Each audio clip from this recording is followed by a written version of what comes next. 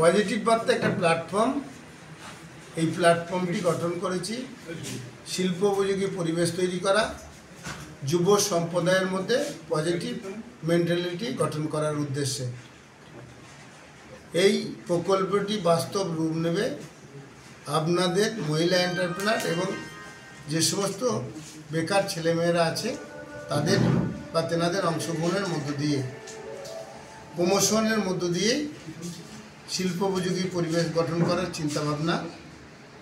এই পজিটিভ বার্তা পরিবেশ দিবস 5 তারিখে একটি কর্মসূচি নিয়েছে, একটা অ্যাওয়ারনেস করা যে প্রত্যেক মানুষ অন্তত 5টা করে গাছ নিজের এলাকায় লাগাবে। এই গাছ লাগানো কোন জায়গায় লাগাবে, জায়গা না থাকলে যে কোনো জায়গায় লাগবে, গভর্নমেন্টের জায়গায় লাগাবে। হয়তো মালিকানা কে হবে আমি বলতে পারবো না, সেটা গভর্নমেন্ট বলতে পারবে, কিন্তু অক্সিজেন ছায়া আমরা সবাই পাবো।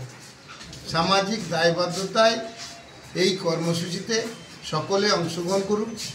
আপনাদেরও অংশগ্রহণ করার জন্য বিশেষভাবে আবেদন জানাই। আমি আশা রাখছি এই কর্মসূচি আমরা 1 মাস জারি রাখবো। 1 মাসের মধ্যে অন্তত ত্রিপুরাতে সকলের প্রচেষ্টায় আমরা 50,000 গাছ রোপণ করতে পারবো। যেটা পজিটিভ বার্তা, তার পরিবারকে দিয়েই 10,000 গাছ রোপণ করবে এই ত্রিপুরার বুকে। সকলের অংশগ্রহণ এবং সহযোগিতা আন্তরিকভাবে কামনা করছি।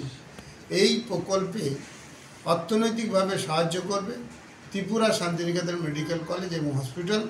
যে সমস্ত সংস্থা এই গাছ লাগাতে ইন্টারেস্টেড, আমাদের মেডিকেল কলেজে এই গাছ লাগানোর একটা বিভাগ আমরা কাল থেকে খুলছি, সেখানে আলোচনার জন্য সকলকে আহ্বান জানাচ্ছি। আজকে তো